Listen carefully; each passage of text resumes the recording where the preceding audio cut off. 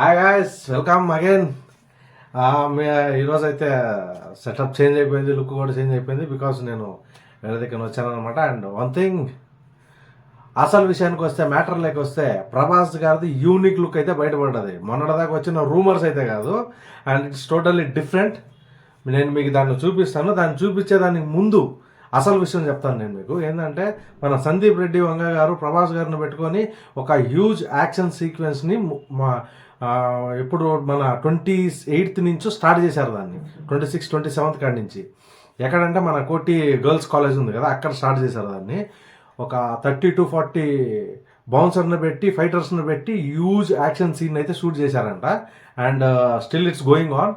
ఇంకొక మ్యాటర్కి వస్తే, ఇప్పుడు కాజోల్ ఇప్పుడు కొత్తగా ఇప్పుడు ఒక న్యూస్ ఒకటి బయట హల్చల్ అవుతా ఉంది.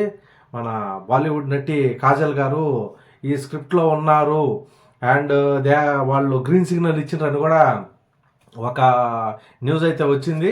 అండ్ అంటే ఇప్పుడు సందీప్ రెడ్డి వంగ గారు అయితే స్టే అయిపోయిన వాళ్ళు కానీ, లేదా పాత వాళ్ళని కానీ, ఆగిపోయి ఉన్న వాళ్ళని తీసుకొని వచ్చి చేపించేది అనేది ఏం రూల్ కాదు.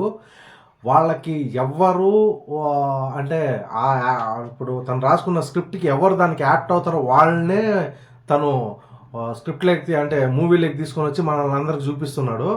అండ్ ఇంకొక విషయం ఏంటంటే, తన స్క్రిప్ట్లో ఏదైనా ఒక యాక్టర్ రావాలంటే నా అనుకోకుండా అంటే ఏ ప్లాను ఏ స్క్రిప్ట్లో ఒక లాక్ లేకుండా ఎవరిని తీసుకొని రాడు. అండ్ అంటే నార్మల్గా ఏ సినిమాలు తీసినట్టు తీయడు మన సందీప్ రెడ్డి వంగ అని అర్థం అది. అండ్ ఇప్పుడు అసలైన విషయానికి వస్తాను. ఇప్పుడు మీరైతే చూస్తున్నారు కదా ఈ లుక్. ప్రభాస్ గారు అయితే అది రూమర్స్లో ఉన్న లుక్కే ఇక్కడ ఖైదీ గెటప్లో ఇక్కడ ఉన్నారు. తన ముందైతే ఒక గన్ అయితే ఒకటి ఉంది.